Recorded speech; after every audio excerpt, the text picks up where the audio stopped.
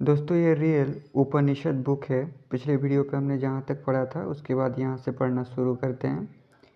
Real Ramayan, Mahabharat, Veda Purana, Kamasutra, उपनिषद, ये सब book अगर आप पढ़ना चाहते हो शुरुआत से तो इस वीडियो के नीचे चैनल के नेम या पिक्चर पे क्लिक करके प्लेलिस्ट में जाके पढ़ सकते हैं, या फिर चैनल का नाम कुछ अलग कुछ रोचक हो यूट्यूब पे सर्च करके भी प्लेलिस्ट में जा सकते हैं।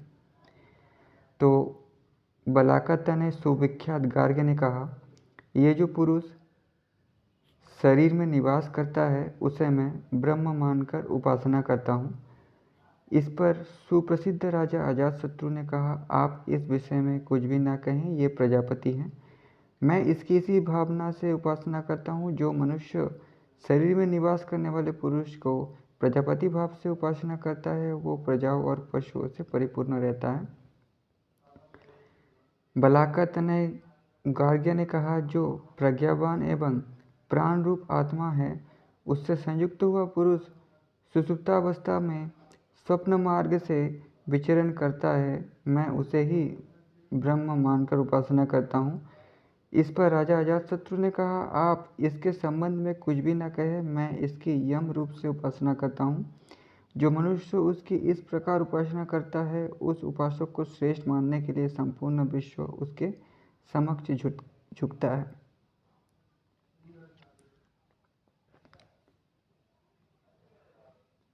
बालका पुत्र गार्ग्य बोले, मैं इस दक्षिण चक्षु में स्थित पुरुष की ब्रह्मभाव से उपासना करता हूँ। इस पर राजा अजातशत्रु ने कहा, आप इसके विषय में कुछ भी ना कहें, मैं इसे नाम, अग्नि और ज्योति को आत्मा मानकर उपासना करता हूँ। जो पुरुष इसकी इस भाव से उपासना करता है वो इन सभी का आत्मरूप हो जाता है। तब बलाका तनय गार्ग्य ने कहा, मैं इस वाम पक्ष में स्थित पुरुष की ब्रह्म रूप से उपासना करता हूँ। इस पर राजा अजातशत्रु बोले, आप इसके विषय में कुछ भी कहने का कष्ट न करें, यह सत्य, तेज और विद्युत का आत्मा है। इसकी मैं इसी रूप से उपासना करता हूँ। जो मनुष्य इस प्रकार उपासना करता है वो इन सब का आत्मा होता है। अब बालका तनय गार्ग्य मौन हो गए। इस पर राजा अजातशत्रु ने कहा, क्या आपका ब्रह्म ज्ञान यहीं तक सीमित है? गार्ग्य ने कहा, यहीं तक है। ये सुनकर अजातशत्रु ने पुनः कहा, तब आपने ब्रह्मज्ञान का उपदेश करने की कोई बात व्यर्थ ही कही थी। आपके कहे हुए इन सब पुरुषों का जो करता है वही जानने के योग्य है। ये सुनकर बालका के पुत्र गार्ग्य हाथ में समिधा लेकर जिज्ञासु भाव से राजा अजातशत्रु के पास पहुंचकर कहने लगे, मैं आपको गुप्त रूप से वरण करने के लिए आया हूँ। इस पर राजा ने कहा, क्षत्रिय द्वारा ब्राह्मण को शिष्य रूप में स्वीकार किया जाना लोकाचार के विरुद्ध होगा, अतः आप मेरे साथ आए, मैं आपको ब्रह्मज्ञान की प्राप्ति कराऊंगा। राजा ने गार्ग्य का हाथ पकड़ा और वहाँ से चलकर एक सोते हुए व्यक्ति के घर पहुंचकर उसे पुकारा, हे राजा सोम, हे बिहन, हे पांडरवासा। इस प्रकार कई आवाज़ देने पर भी वो व्यक्ति न जागा। इस पर राजा ने उसके शरीर पर वेद से प्रहार किया। चोट खाते ही मनुष्य जाग कर खड़ा हो गया। तब राजा अजातशत्रु ने गार्ग्य से कहा, ये पुरुष चेतनाहीन होकर कहाँ सो रहा था? किस देश में सोता था? अब जागकर कहाँ से आ गया? मतलब सोते समय कहाँ गया था और अभी कहाँ से आ गया? इस प्रश्न का उत्तर गार्ग्य ने से ना बन पड़ा, मतलब वो नहीं दे सके। वे इस रहस्य को समझने में असमर्थ रहे। तब राजा अजातशत्रु पुनः कहने लगे, जहाँ ये सोता था, जहाँ शयन किया था और जहाँ से ये जानकर चला आया है वो स्थान बताता हूँ। हृदय कमल संबंधित हिता नाम की अनेकों नाड़ियाँ हैं। वे हृदय कमल से निकलकर संपूर्ण देह में फैली हुई है। एक बाल की नोक को चीरने पर जो हजारवां अंश होता है उतना सूक्ष्म इनका आकार है। वे नाड़ियाँ विभिन्न प्रकार के सूक्ष्म सार से परिपूर्ण हैं। उनके श्वेत, पीत, लोहित और कृष्ण ये सभी रंग निहित है। कृष्णा मतलब सांवला, काला। सुप्तावस्था में पुरुष उन्हीं नाड़ियों में लीन रहता है। सुसुप्तावस्था में भी जो मनुष्य स्वप्न नहीं देखता तब प्राण में ही लीन हो जाता है। उसी समय वाणी अपने सब नामों सहित, नेत्र सब रूपों सहित, श्रोत्र सब शब्दों सहित और मन सब चिंतनीय विषयों सहित प्राण में ही स्थित हो जाते हैं। जब मनुष्य जागता है तब प्रज्वलित अग्नि से सब और चिंगारियाँ निकलने के समान प्राण रूप आत्मा से सब इंद्रियां अपने अपने स्थान की ओर गमन करती है। उस समय उनके अधिष्ठाता अग्नि आदि देवता प्राणों से प्रकट होकर नाम आदि सब विषयों को प्रकट कर देते हैं। जैसे पेटी से उस तरह रखा रहता है, वैसे ही देह में स्थित हृदय में अंगुष्ठ प्रमाण पुरुष के रूप में परमेश्वर निवास करता है। जैसे अग्नि आदि कष्टों में वर्तमान रहता है, वैसे ही इस शरीर में आत्मा भी नख से शिखा पर्यंत सर्वस्व विद्यमान है। जैसे किसी शुभ गुण युक्त धनवान के आश्रित जन उसके अनुगत रहते हैं, वैसे ही वाणी आदि सब इंद्रिय रूप प्राण देह में निवास करने वाला आत्मा के अनुगत रहते हैं। जैसे कोई धनिक अपने परिजनों के सहित भोग करता है और परिजन उस धनी के धन से भोग करने के कारण धनी को ही भोगते हैं, वैसे ही आत्मा वाणी आदि के साथ भोगता है और वो वाणी आदि भी आत्मा को भोगते हैं। जब तक देवराज इंद्र ने आत्मा को नहीं जाना, तब तक दैत्यगण उन्हें हराते रहे, परंतु जैसे ही उन्होंने आत्मा को जाना, वैसे ही उन्होंने दैत्यों का संहार किया और स्वर्ग का राज्य पाकर देवताओं में श्रेष्ठ हो गए। वैसे ही इस आत्मा के जानने वाला ज्ञानी अपने सब पापों को मिटाकर सब प्राणियों में श्रेष्ठ होकर सबका स्वामी बनता है। जैसे कृष्ण अपने आत्मा को जानते थे, गीता में भी वो अर्जुन से यही कहते हैं। जैसे अष्टावक्र सीता के पिता राजा जनक को ये बताते हैं, ठीक है, आत्मा के बारे में वही चीज़ लिखा है। इस प्रकार जानने वाले को पूर्व कहे हुए सभी फलों की प्राप्ति होती है।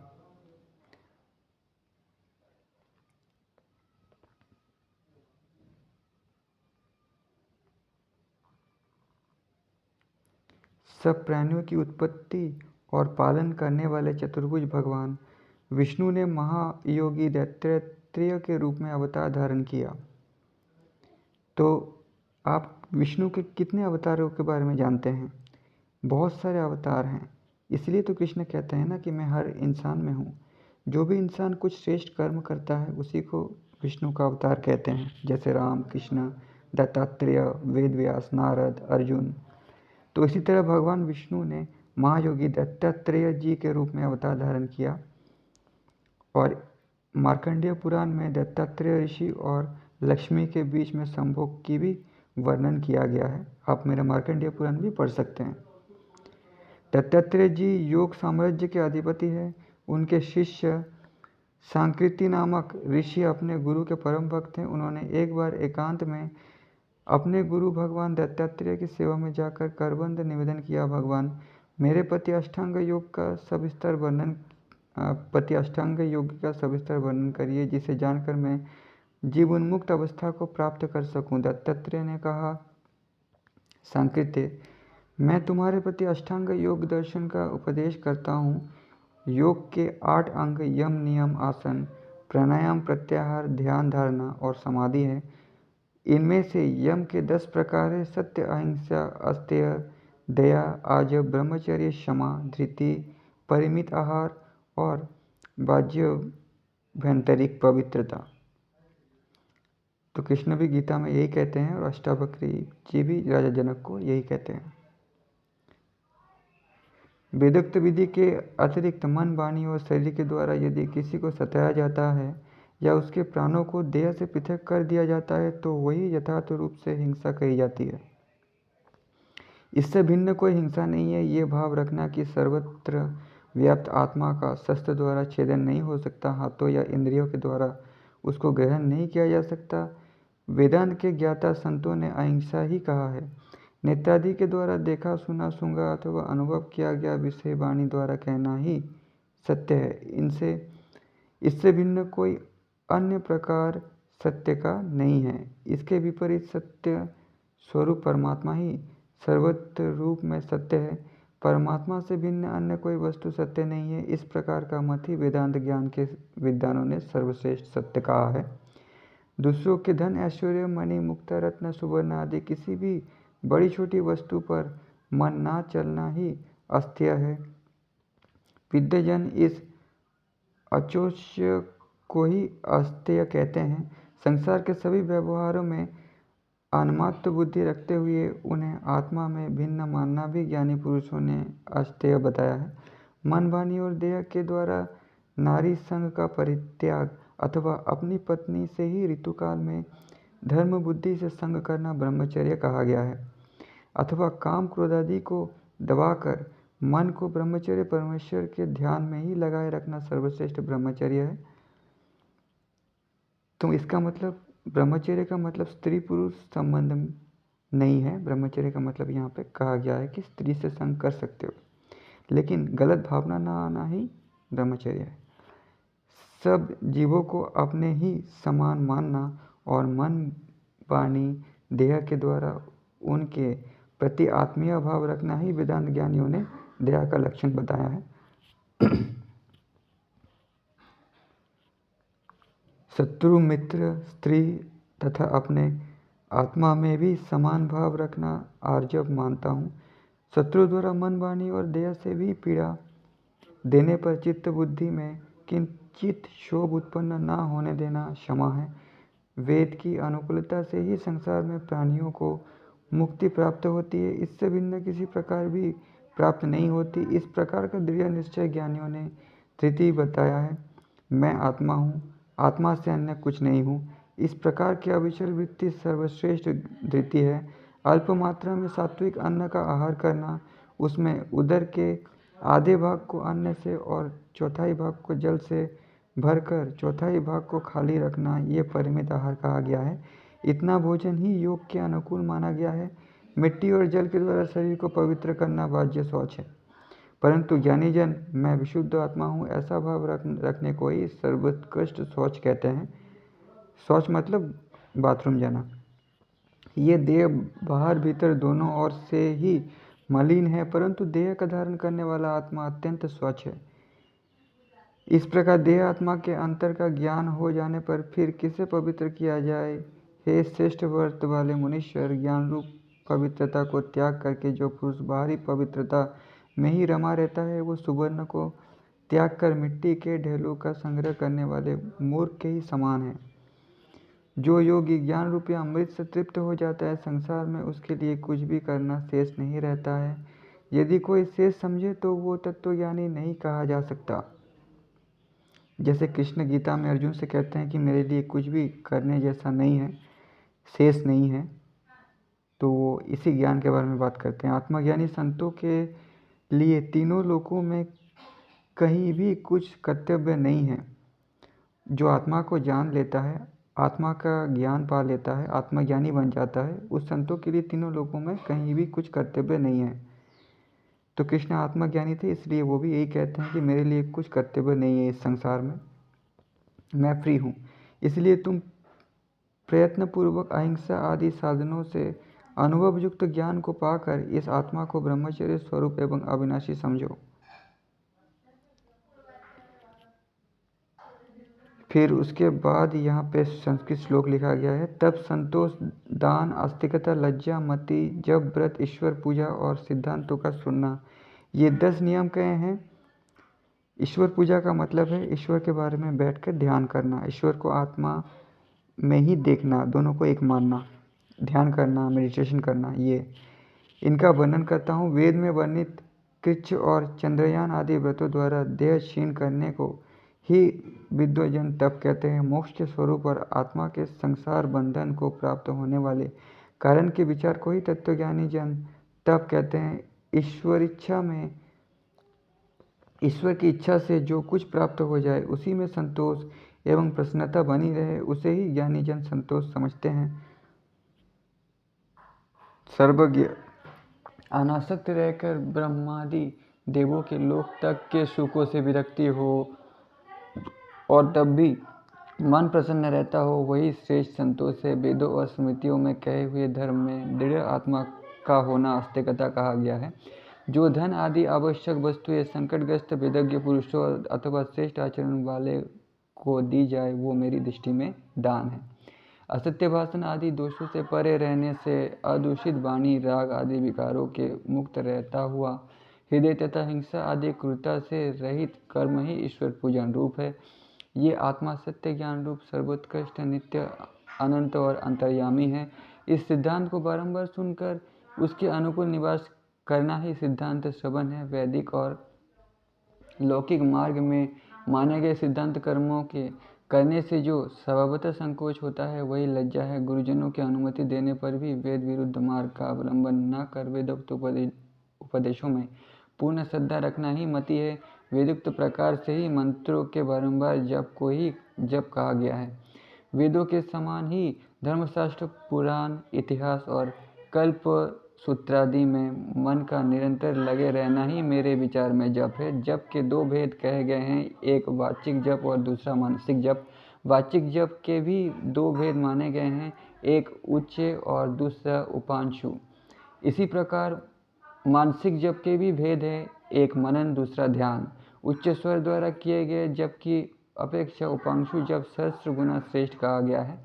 जप की अपेक्षा मानसिक जप करना उससे भी सहस्त्र गुना श्रेष्ठ है, परंतु मंत्र के चांडाल आदि नीच व्यक्तियों द्वारा सुन लेने पर वो फलहीन हो जाता है। चांडाल मतलब जो पशुओं को खाता है, ठीक है। ये इसके बारे में चांडाल एक अलग तरह का क्रिएचर या जाति हुआ करता था उस समय। हे तपोधन, 9 प्रकार के आसन कहे गए हैं। स्वस्ति आसन, गोमुख आसन, पद्मासन, वीर, सिंह, भद्र, मुक्त, मयूर और सुखासन। स्वस्तिक आसन वो कहा जाता है जिसमें घुटनों और जंघाओं के मध्य दोनों पांवों को भले प्रकार रखकर कंठ, मस्तक और देह को समान भाव से धारण किए रहे।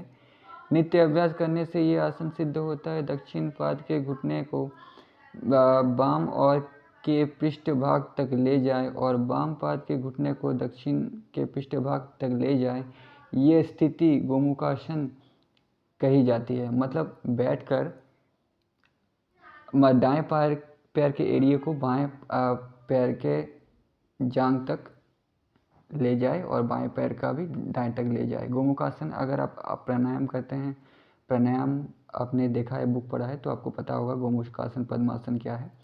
दोनों पाँवों को दोनों जांघों पर विक्रम से रखकर उनके अंगूठे को दोनों हाथों के द्वारा पीठ पीछे से पकड़े, इसे पद्मासन कहते हैं।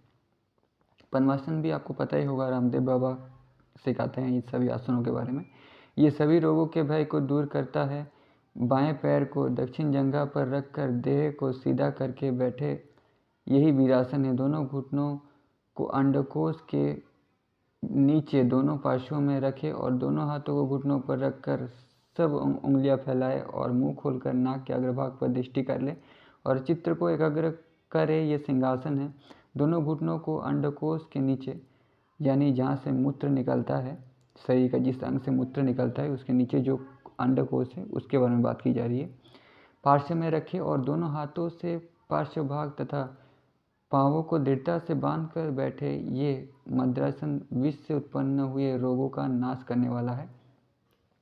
सीवन की बारीक रेखा को बाएं घुटने से दबाकर दाएं घुटने से बाएं को दबाने पर मुक्तासन होता है। अपनी दोनों हथेलियों को भूमि पर रखकर कोहनियों के अग्रभाग को नाभि के दोनों पार्श्वों में रखे, फिर सिर और पाँवों को ऊंचा उठाकर आकाश में दंड के समान स्थित हो। ये मयूरासन सब पातकों का नाश करने वाला है। तो इनमें से कुछ आसन मैं करता हूँ, ठीक है। जिस प्रकार बैठने से शरीर को सुख की अनुभूति हो और धैर्य में न्यूनता न आवे, उस स्थिति को सुखासन कहते हैं। निर्बल साधक को इस आसन का आश्रय लेना चाहिए। जो आसन को जीत सका उसने त्रिलोकी को जीत ली, समझो। यानी उसमें इतनी मानसिक शक्ति आ जाती है कि कुछ भी समझ सकता है। तुम इसी प्रकार योग धर्म पूर्वक सदा प्राणायाम करते रहो। फिर उसके बाद, हे संकृत्य, मानव शरीर अपने हाथ के नाप से इतना अंगुल का होता है। इस देह के मध्य भाग में अग्नि का स्थान है तथा उसका रंग तपते हुए सुवर्ण के समान तेजस्वी है। ये त्रिकोण आकृति का है। मेरी ये बात यथार्थी है। गुदा से 2 अंगुल ऊपर तथा उपस्थ से 2 अंगुल नीचे का जो स्थान है उसे ही मनुष्य देह का मध्य भाग समझना चाहिए। वही मूलाधार है। वहाँ से 9 अंगुल ऊपर कंद स्थान है जिसकी लंबाई चौड़ाई 4-4 अंगुल की तथा आकृति कुटांड के समान है। वो ऊपर से चर्म आदि से गड़ा हुआ है। हे मुनि पंगव, उसी कंद स्थान के मध्य में नाभि है, ऐसा योग के तत्व जानने वालों का कहना है। कंद के मध्य भाग में जो नाड़ी है वो सुषुम्ना के नाम से कही गई है। उसके चारों ओर 72,000 नाड़ियाँ हैं। उनमें सुषुम्ना, पिंगल, ईड़ा, सरस्वती, पूषा, वरुण, हस्तिजीवा, यशस्विनी, बुषा, कुहू, विश्वोदरी, पश्मिनी, शंखिनी और गांधारा, ये 14 नाड़ियाँ प्रमुख मानी जाती है। 14 नाड़ियों में भी 3 उन सब में प्रमुख है। इन तीनों में भी एक सुषुम्ना नाड़ी सर्वश्रेष्ठ मानी गई है। पीठ के मध्य भाग में जो मेरुदंड है वो हड्डियों की राशि मात्र है। उससे निकलती हुई सुषुम्ना नाड़ी मस्तक तक पहुँची है। उसके बाद ये संस्कृत श्लोक है, नाभिकंद से 2 अंगुल नीचे ही कुंडलिनी है, जो कि 8 प्रकृतियों से युक्त मानी गई है। वो वायु की चेष्टा और जल, अन्न आदि का अवरोध कर सदा नाभिकंद के दोनों पार्श्वों को घेरे रहती है और ब्रह्मरंध्र के मुख को अपने मुख से ढके रहती है। सुषुम्ना नाड़ी के वाम भाग में ईड़ा और दक्षिण भाग में पिंगला, सुषुम्ना के दोनों पार्श्वों में सरस्वती और कुहू है। ईड़ा के पीछे गांधारा तथा पूर्व भाग में हस्तिजीवा है। कुहू और हस्तिजीवा के मध्य में विश्वोदरी स्थित है। यशस्विनी और कुहू के मध्य में वरुण नाड़ी की स्थिति है। पूषा और सरस्वती के मध्य में पयस्विनी नाड़ी कही जाती है। गांधारा और सरस्वती के मध्य भाग में संकीनी है। नाभिकंद के मध्य भाग में गुदा तक अलम्बुषा गई हुई है। सुषुम्ना को राका भी कहा गया है। उसी के पूर्व भाग में कुह नामक नाड़ी है। ये ऊपर और नीचे स्थित है। इसकी स्थिति दक्षिण नासिका तक समझी जाती है। ईड़ा नामक नाड़ी की स्थिति वाम नासिका तक है। यशस्विनी नाड़ी दक्षिण पाँव के अंगूठे तक फैली है।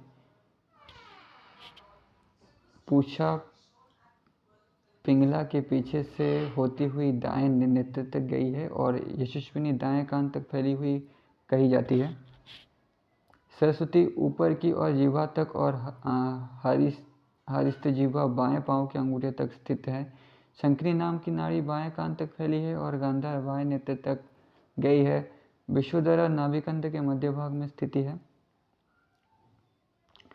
10 प्राणवायु सब नाड़ियों में संचरित होते हैं। प्राण, अपान, ध्यान, समान, उदान, नाग, कूर्म, कुक्कर, देवदत्त और धनंजय, यही 10 प्राणवायु कहे गए हैं। इन 10 में प्राण आदि 5 वायु ही प्रमुख है। इन 5 में भी प्राण और अपान को ही सर्वाधिक महत्व दिया गया है। इन प्राण रूप वायु मुख और नाक के मध्य भाग में, नाभि और हृदय में सदा निवास करता है। अपान वायु गदा, उपस्थ, जांघ, घुटने, उदर, कटी, नाभि और पिंडलियों में भी स्थित रहता है। व्यान दोनों कानों, नेत्र, कंधों, घुटनों, प्राण स्थानों तथा कंठ में रहता है। उदान दोनों हाथों और दोनों पाँवों में स्थित रहता है। समान संपूर्ण देह में व्याप्त होकर रहता है। नाग आदि 5 वायु चर्म में तथा अस्थि आदि में स्थित रहते हैं। प्राणवायु के कार्य उच्छ्वास लेना, निश्वास छोड़ना तथा खांसना है। अपान वायु का कार्य मल मूत्रादि का त्याग करना है। समान वायु का कार्य संपूर्ण शरीर को समान अवस्था में रखना है। उदान वायु ऊपर की ओर जाता है। ज्ञानी जन व्यान वायु को ध्वनि व्यंजक कहते हैं। डकार आना, वमन आदि करना, ये कार्य नाग वायु का है। धन, पूज्य वायु देह में शोभा आदि का संपादन करता है। नेत्र खोलना, बंद करना आदि कूर्म वायु की प्रेरणा से होता है। क्रिकर नामक वायु क्षुधा, पिपासा उत्पन्न करता और देवदत्त वायु को तंद्रा और आलस्य का कारण कहा गया है। सुषुम्ना नाड़ी के देवता शंकर, ईड़ा के देवता विष्णु, पिंगला के देवता ब्रह्मा और सरस्वती के देवता विराट हैं।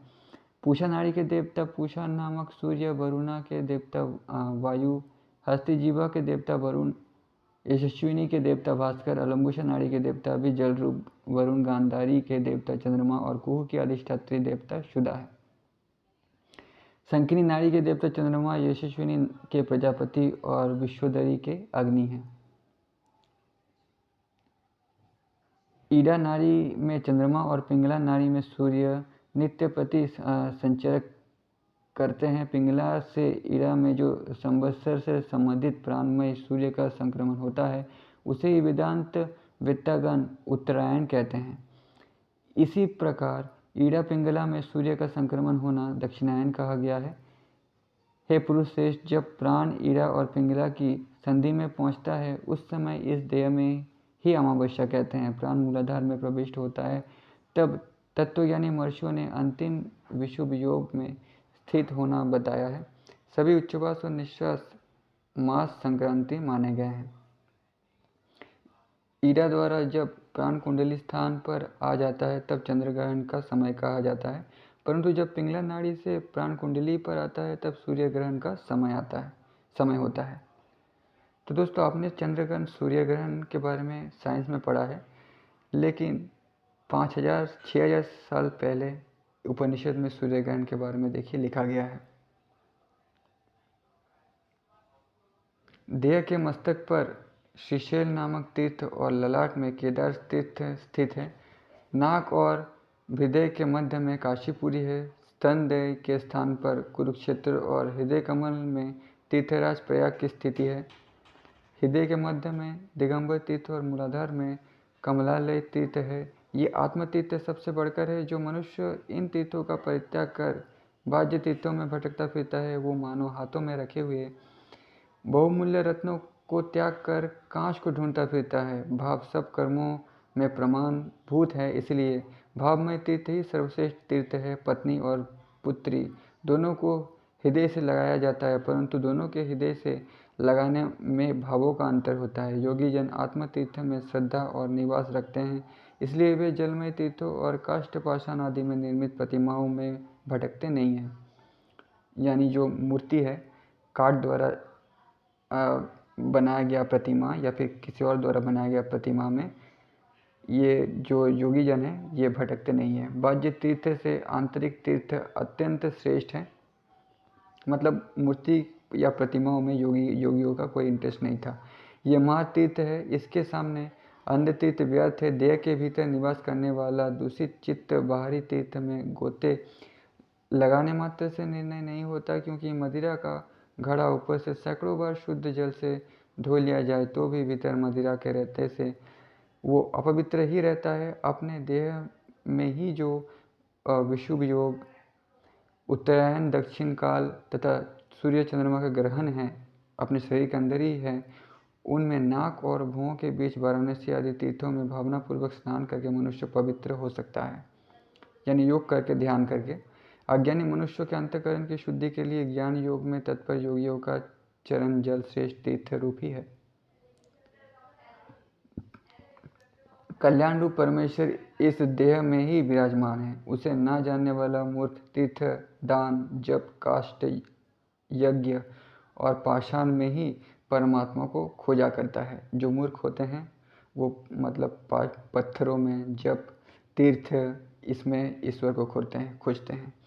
अपने अंतर में निरंतर निवास करने वाले मुझ परमात्मा का निरादर करता हुआ जो जीव केवल बाह्य रूप में बनी हुई स्थूल प्रतिमा की सेवा करता है, वो अपने हाथ में रखे हुए अन्न को त्याग कर अपनी कुहनी चाटन के समान कार्य करता है। योगी जन तो परमात्मा के दर्शन अपने ही आत्मा में करते हैं, प्रतिमाओं में कभी नहीं करते। प्रतिमाओं की कल्पना तो इसलिए की गई है कि अज्ञानियों के हृदय में भगवान के प्रति भावना जागृत हो। मतलब मूर्ति प्रतिमाओं को इसलिए बनाया गया है, कल्पना किया गया है कि जो अज्ञानी है उनके में कोई भावना जागृत किया जा सके। ठीक है, इसीलिए नहीं तो प्रतिमाओं का कोई ये रियल नहीं है प्रतिमा, और वे उसके द्वारा भगवान में विश्वास बना सके, जिसके भिन्न कारण या कार्य कुछ भी नहीं है। जो प्रज्ञान घन स्वरूप अद्वितीय एवं सत्यरूप है, जो पुरुष उस आनंदमय ब्रह्म के अपने ही भीतर दर्शन करता है, अपने आत्मा में ही परमात्मा और ब्रह्म के दर्शन करता है, वही यथार्थ रूप से दर्शन करता है। मतलब वही सत्य में जी रहा है। ये मनुष्य देह नाड़ियों का ढांचा मात्र है, ये कभी सारमय नहीं हो सकता। इसके प्रति आत्मभाव की सर्वथा त्याग दो और तब ऐसा विश्वास करो कि परमात्मा में ही हूँ। तो दोस्तों, अष्टावक्र गीता, भगवद गीता, उपनिषद, वेद सब में यही कहा गया है। जो इस देह में निवास करता हुआ भी इससे भिन्न है, वो व्यापक और महान आत्मा सबका स्वामी है। जो उस आनंद स्वरूप अक्षर ब्रह्म को जान लेता है उसके कभी शोक की उत्पत्ति नहीं होती है। महामुनि, ज्ञान रूपी बल से जब से वेदन उत्पन्न करने वाला अज्ञान नष्ट हो जाएगा तब ऐसा कौन मूर्ख है जो आत्मा और ब्रह्म में मिथ्या भेद की बात कहेगा। ज्ञान रूपी बल से जब से भेद उत्पन्न करने वाला अज्ञान नष्ट हो जाएगा तब ऐसा कौन मूर्ख है जो आत्मा और ब्रह्म में मिथ्या भेद की बात कहेगा। तो दोस्तों वीडियो बहुत बड़ा हो गया है, इस वीडियो पे इतना ही। इसके बाद नेक्स्ट वीडियो पे पढ़ेंगे यहाँ से। तब तक के लिए धन्यवाद।